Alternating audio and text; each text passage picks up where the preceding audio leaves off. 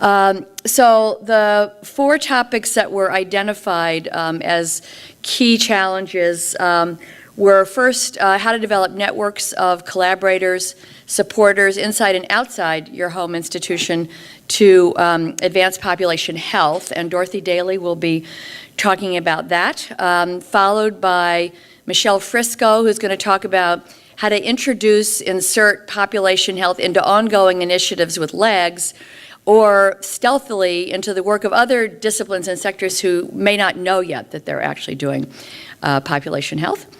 The third topic was what are university structures that promote or inhibit population health and interdisciplinary science, and how to navigate and change those. And Rebecca Thurston will talk about that. And finally, Wisdom Powell will talk about working with policy leaders to yield useful academic products. So let's start with Dort, if you want to stay there or come up here. Maybe these folks may not be able to see you if you...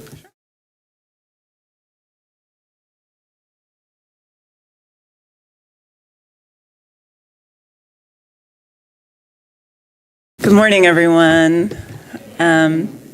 Thanks for coming out. It's wonderful to see you all. So I am going to talk about building interdisciplinary networks, and I very much feel like I am talking to the choir, to people who've been successful at this. I'm just going to share some of my experience and some of the things that I think are both challenges and opportunities. Excuse me. The first thing I would say is really recognize the power of homophily in terms of within departments and within our networks. We really tend to group together, and the conservative nature of the academy. So I'm going to talk about this from a university perspective and think a little bit about non-university organizations as well. But our departments are very much like-minded people who are trained together or trained in a similar fashion based on a discipline. So I would say, one, meet people where they're at. And really be able to understand what does your department or what does your institution need or want from you. I think that fundamentally developing networks takes tremendous amount of patience and persistence. I'm a public policy researcher, and when we talk about policy implementation, the baseline is usually a decade to see any kind of change. And so to think about a decade or a long period of time to really develop these networks and to be very open-minded to that. So there's not a cookbook where you'll see, oh, I've just baked my interdisciplinary network and it's ready. It very much takes time. I think that issue framing cannot really be understated. To really be ready to make the argument for the value of the kind of network you want to build for yourself, to make it internally and to also push that out and think about it for funders, think about it for other kinds of organizations. Thank you. One thing that strikes me, and we actually talk about this a little bit at the University of Kansas, where our offices are often dictates who we talk to day to day. The kinds of meetings that we go to our professional meetings can often shape how our networks develop. So fundamentally, put yourself in a place, a physical place, to actually be open to different kinds of connections. So if you only go to meetings that are basically rooted in your discipline, you'll develop a disciplinary-based network. If you go to meetings and present your work to people who are of different stripes, you'll have a better chance of starting. I think of this as necessary but not necessarily sufficient to develop that network, but you've got to be out there thinking about different kinds of meetings where people are not like you in terms of their training. I think understanding the decision-making structure in your institution, whether that's a university, a nonprofit, or a government agency, knowing what you're rewarded for and how you're evaluated. So I very much actively identified an interdisciplinary network as a strength every year in my annual evaluation. Some years people bought it. It kind of depended on who was doing the evaluation. And other years people were like, well, but that means you're not doing things here. So navigating that with some ability to bring people with you, why it helps them if I'm successful in this interdisciplinary network, why it shines more brightly on my department, on my school. That has been, I think, a key to getting support so that I can maybe do less within my department but do more externally. I think developing the network too, I've always tried to think a little bit strategically about who could be in a university setting. Again, I realize that we're not all in university settings, but who can be my promotion and tenure reviewers?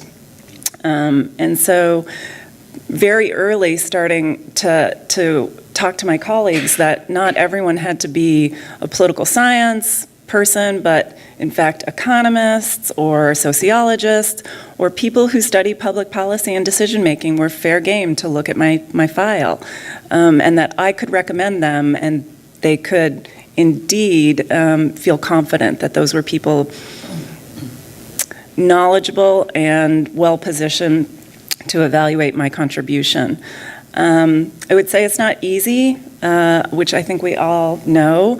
And the final thing that I would add is it can help if a funder actually holds your feet to the fire and makes you develop your interdisciplinary network. And so in grad school, the Environmental Protection Agency funded some of my work, and as part of that, they absolutely insisted, again, that I go to meetings with engineers and with toxicologists, and this, to me, was very enriching. I certainly know that that wasn't the case for some folks. Some folks found it very intimidating. So be open, put yourself in a place where you can interact with people, and recognize that I think a lot of forces really shape you to identify and interact with people who are more like you than not like you. So it's definitely got to be an effort that you think about strategically and understand the incentives in your organization. I'm going to wrap up now. Thank you.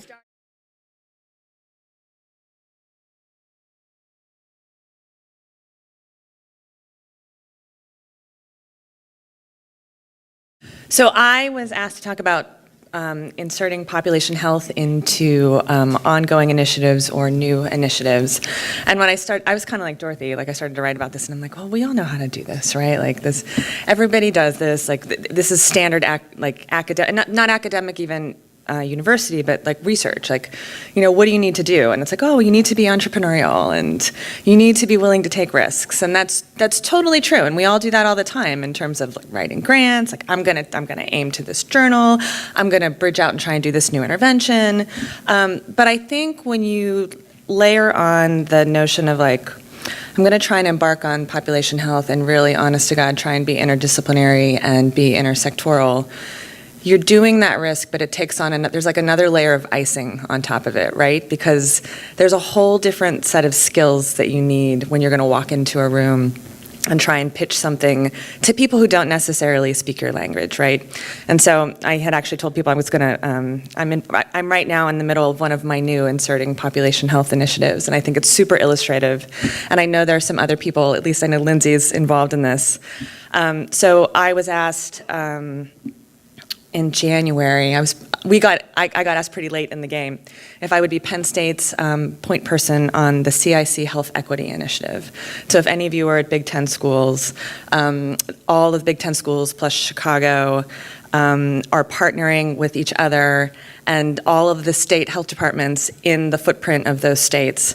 And we were asked, Michelle, develop a 5-person interdisciplinary team to come to Chicago for a 2-day meeting about how to solve children's health inequities, and not disparities, inequities. It's really very social justice oriented. And so like, for me, I'm like, oh yeah, no, I'm so used to being in this room. You know, you collect people that you know are team players and you figure out the best way to build bridges. But then you go to a meeting with, there were 120 of us at that first meeting. So across 16 universities, people from multiple disciplines, and then public health agencies on top. So 120 stakeholders in a room who did not have our training about how to talk to each other to get to common ground. And there was somebody else from the RWJ program there, and I said, oh my gosh, this reminds me of the first seminar at Wisconsin when we sat down with an ecologist and a sociologist and somebody from public health, and we had a very polite discussion about what the word population meant. And so one of the things I think is really a challenge and you have to overcome is the fact that we are so lucky that we got trained about how to have these conversations to put people on common ground. But oftentimes, like, interdisciplinary is super buzzword right now, intersectoral, super buzzword. Everybody doesn't know how to do this. And so you kind of have to go into those situations and go, okay, this is going to be challenging. We're going to have to really work to build common languages and teams. I'm going to have to understand that, like, when I sit down with people, like, something that was I keep looking at Lindsay because she was in the room. But somebody from the state health department, like, they have different stakeholders than I do. They have different metrics that they are responsible for. They have different things they're responsible for reporting. And so you kind of have to go into those, and really, this training gives you the opportunity to really say, wow, I have a skill set and I'm going to really work to make this work. And so that's kind of one of the ways I think, of course, all research has risks, but there's an extra layer because you really have to build these bridges in a different way and recognize that not everybody has this training, but you have tremendous opportunity to help set those new footpaths. And so definitely the language thing is a big issue. The other thing I think is that, we're also really used to leaning out. That's what I call it. We were all trained to sit in a room and talk to an economist and plan a meeting with somebody who's a psychologist. But other people are not used to that. Like, they're in the room because they want to get something done, but they don't have that same it's not so natural to go out of my economic world and think about a different type of method or a different way to do research. And so these kinds of things make it such that sometimes when you jump into the pool and kind of do something that's really trying to pull population health in, there's an extra layer to get things done. And so one of the things I think that's really critical, and in fact, I keep looking at Lindsay, just come up here and talk with me. One of the things we did at our second meeting, so the first meeting was kind of like, wow, there's a lot of voices in the room. And the second meeting, a group of us got together and it was like, okay, I'm going to trust you. And I don't want to say it was like kumbaya, I'll hold your hands, but it was like, we're going to do this. We're going to be united front, and we're going to bring other people in. And so I think the sooner you can kind of build trust and make it so that you all recognize, yes, I'm going to come out of sociology, and I really am going to come out of sociology, and I don't care that my silo wants me to be over here. I'm going to trust that I'm in it for me and I'm in it for you, and you can build those trust networks. It's critical, because if you don't have trust, it's going to just blow up in your face, because everybody's beholden to too many different gods, right? The other thing is, I think you have to make allies. Allies are critical.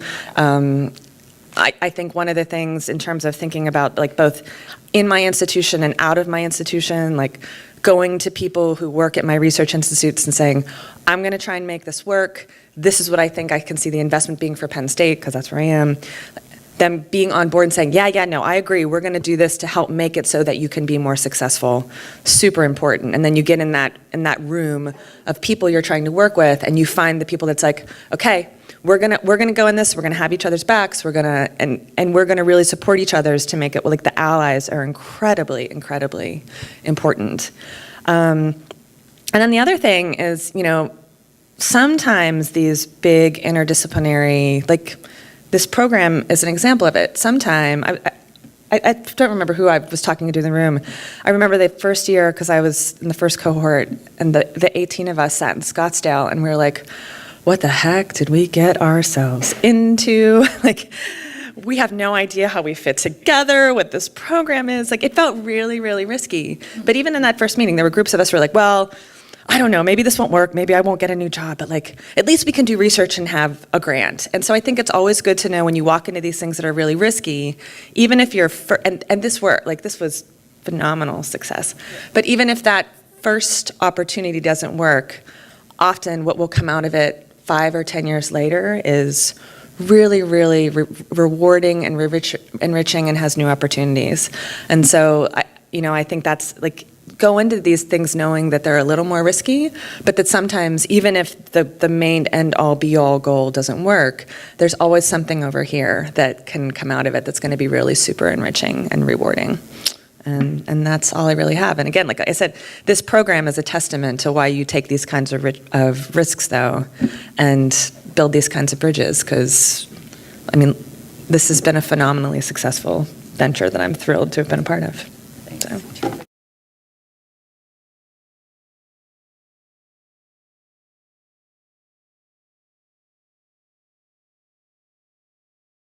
Okay, so I'm supposed to talk about the institutional structures that may either support or impede interdisciplinary research and what you do about that. So, well, the first thing, which is easier said than done and probably too late to say to many of you, try to choose well. So when I was going on the job market, we were the first cohort, so there was a lot of fear about we're never going to find a job. Right? Everybody was really worried about this, and I ended up having 3 different offers. And in addition to issues like quality of life and whether people there that I wanted to collaborate with, but also was there a history of interdisciplinary scholarship at that institution and working across different departments and different schools. And there was, which is part of the reason why I chose where I went. Now, that may not be so helpful to many of you, or it may be helpful when you think about your next location. The other important lesson I've learned is know what the levers are in the institution. Know what you need to do. Know what the currency is. And I'm in a school of medicine, so the currency are indirects from NIH grants. Know where they go. A lot comes back to my department. That's not always the case for many institutions, but that's what fuels. That's what makes the department go. And I've written a lot of grants, and many of the grants were written across different schools in the department. Oftentimes I collaborate with the school of public health, and I came to understand over time that that reduces the indirects that come to my department. So my chair was not necessarily in love with that, but I had to explain to him that this is the only way that this research will get done.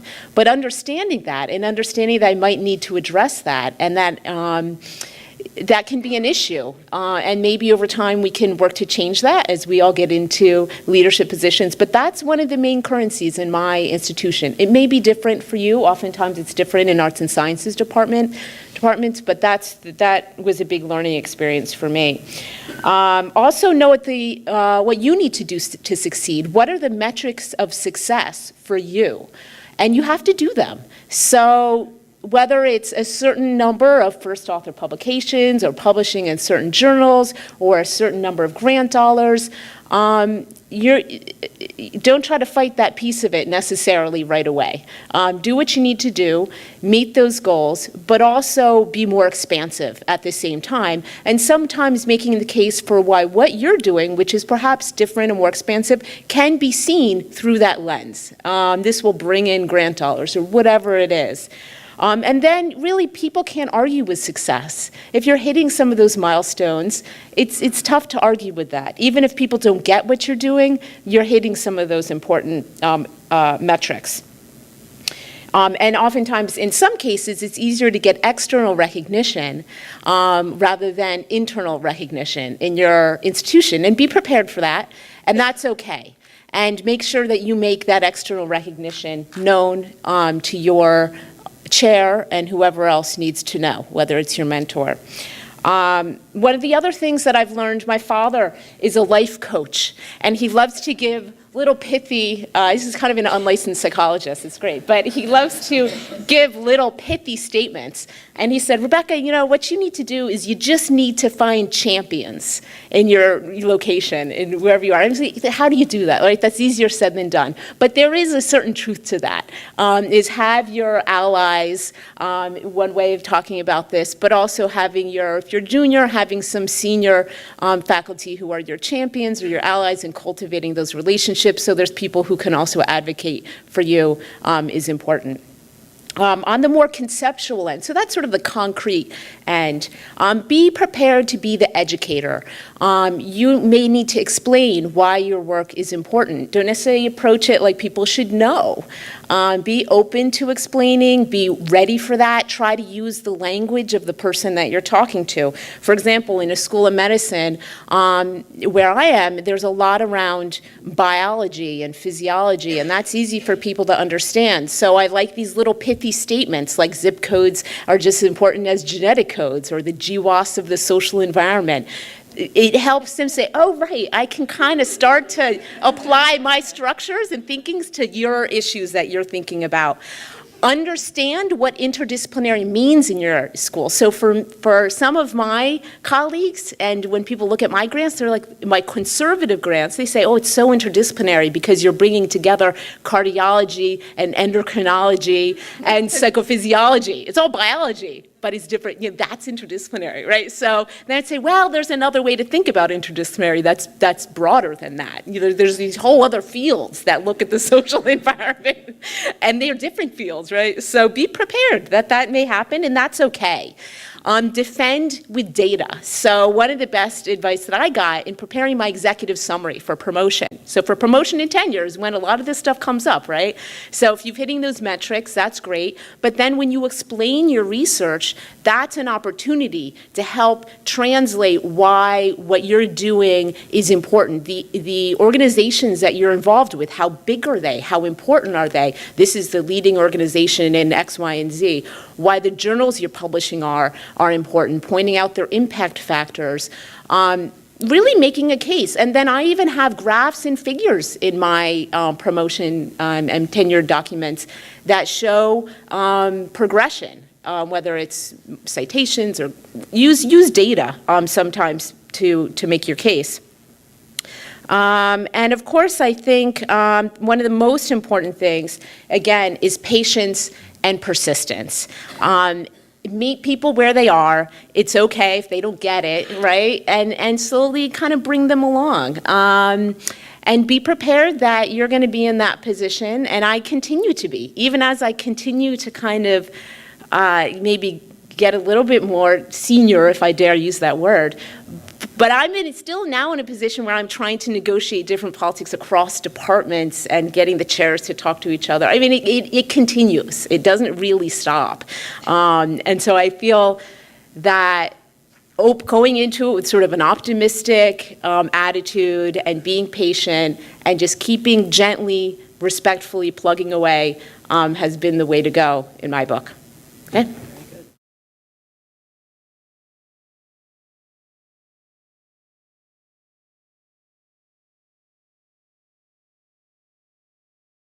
Good morning.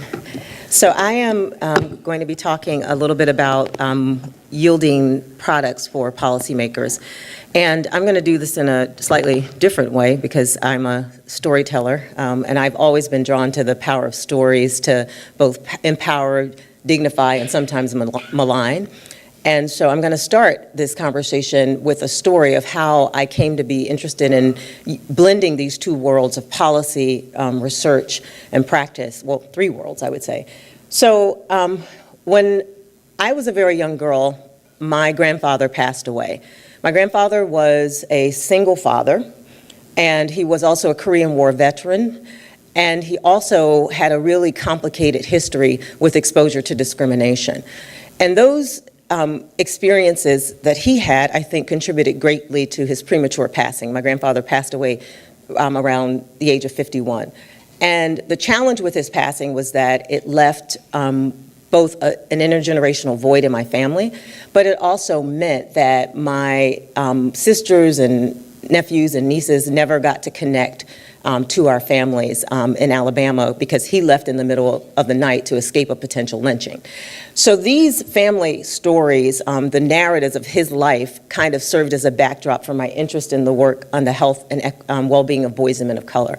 And so I came to this work with that fire in my belly. And then I went to Michigan and I sat in my first theory course, and I was warned about the dangers of me-search, right? That like somehow if you made your work about yourself, that you would slip away from this gold standard of objectivity. It just didn't sit well with me.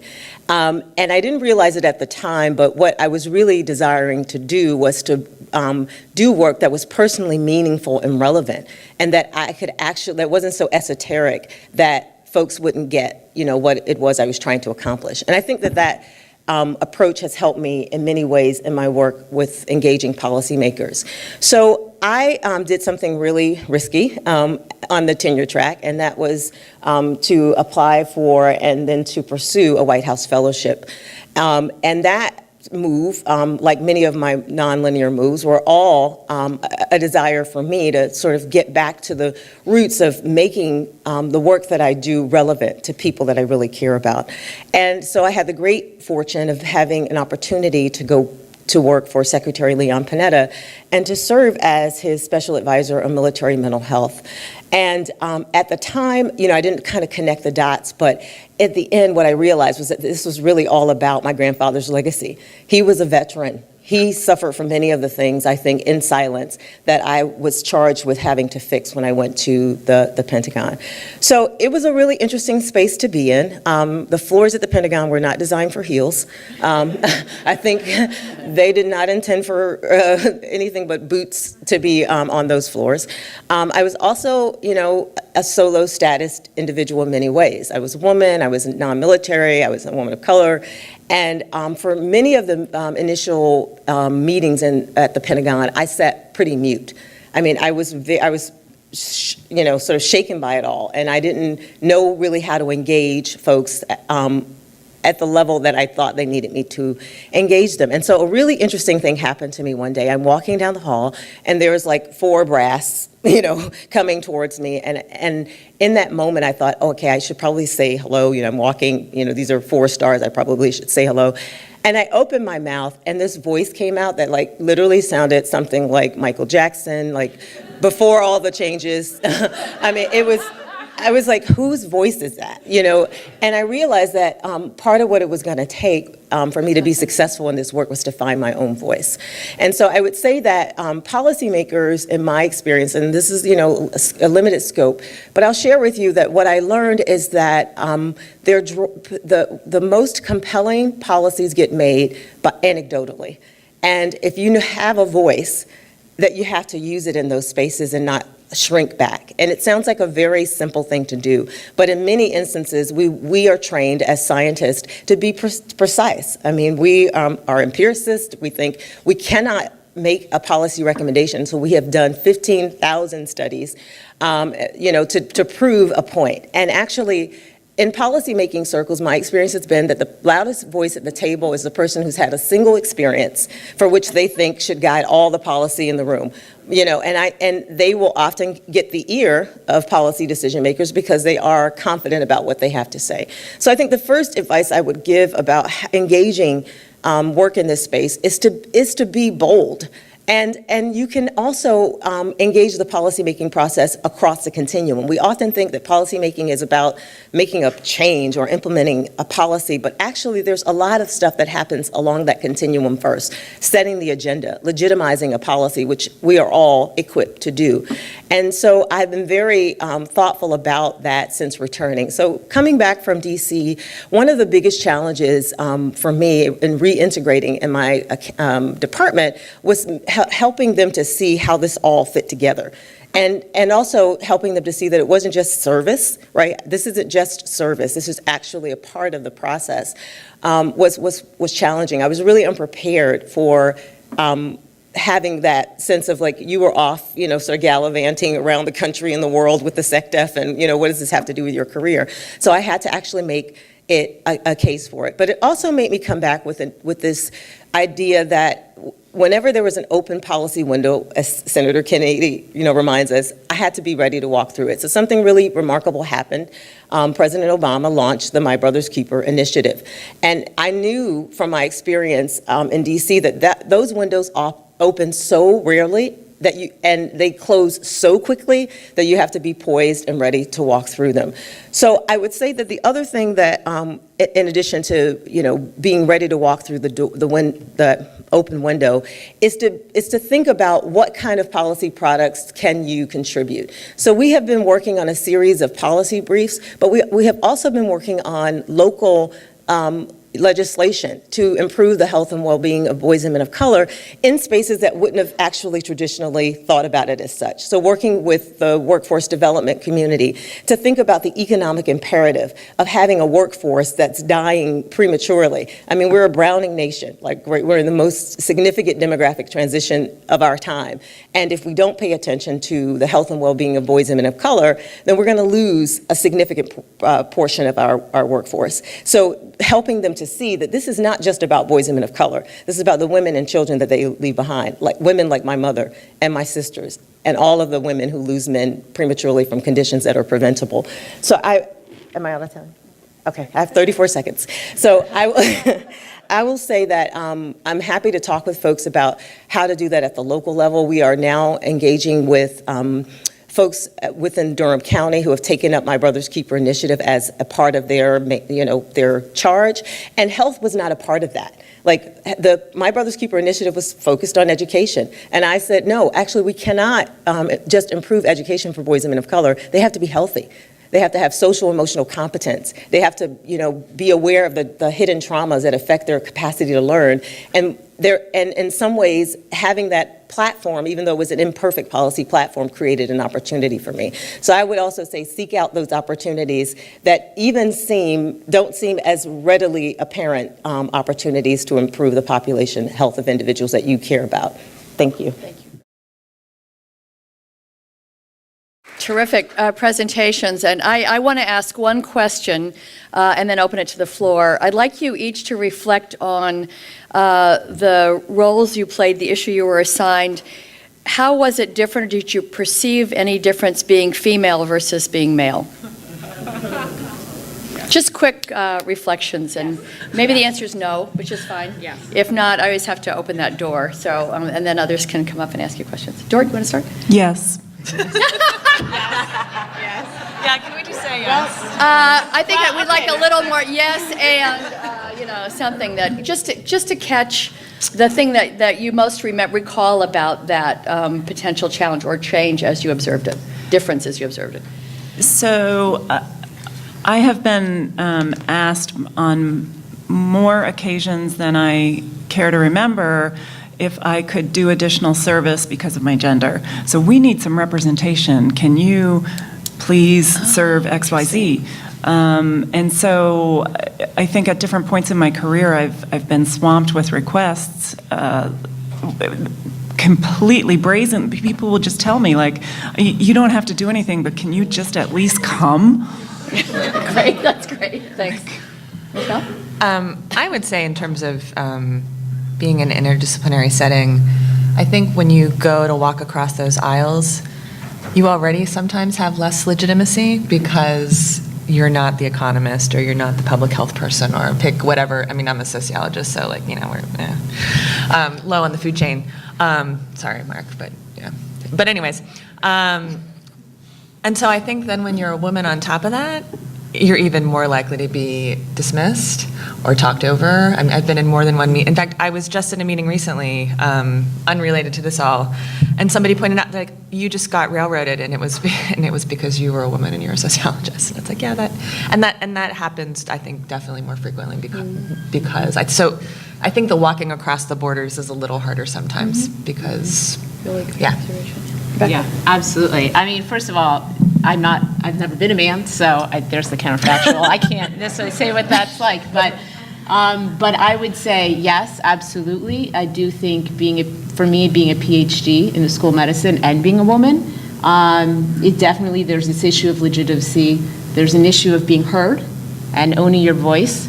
And I have an acute sort of awareness that the same behaviors for a man and a woman are perceived very differently.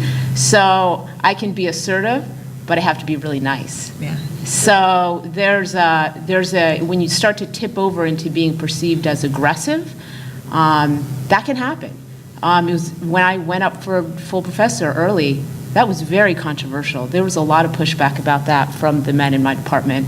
But, that's my role in this world. So it's sort of like that's going to happen, and occasionally it's going to ruffle some feathers, but I think over time, I'm a good person, I'm a good colleague, and the whole metrics of success thing is important too. I have the metrics that people really, in the end, judge.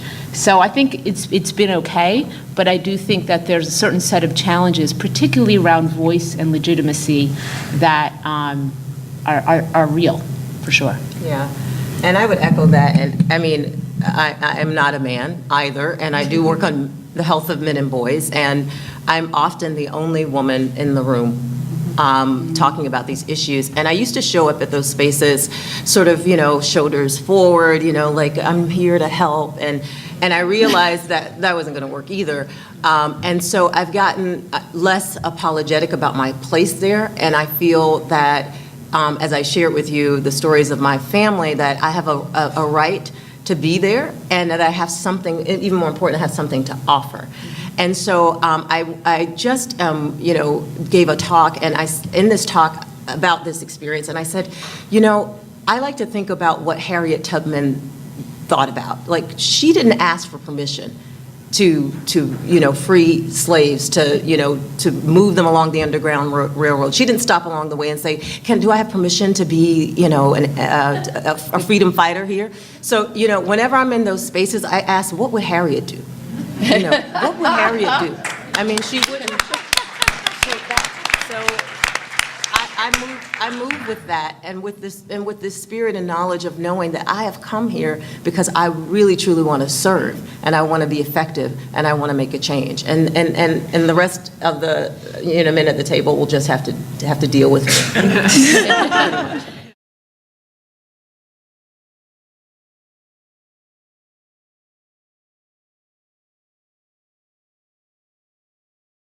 You've made it clear that your experience as a health and society scholar has made a difference for you in these things.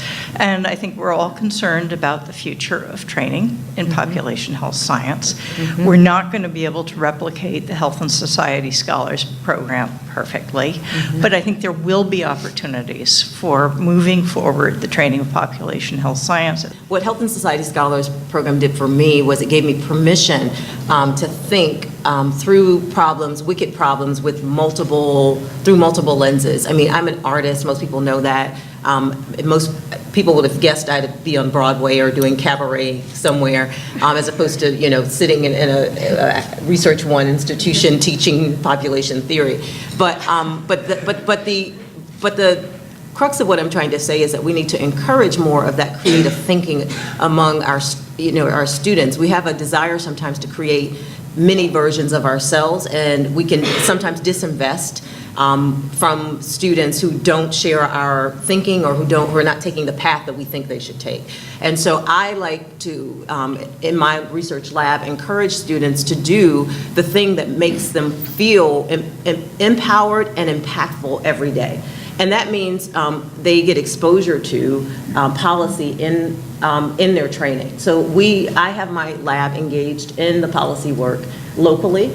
They write policy briefs. They practice engaging with, as advocates and also as bridge makers for community with policymakers. And they also write in non-academic spaces. We publish all kinds of op-eds and editorials, and we're out there.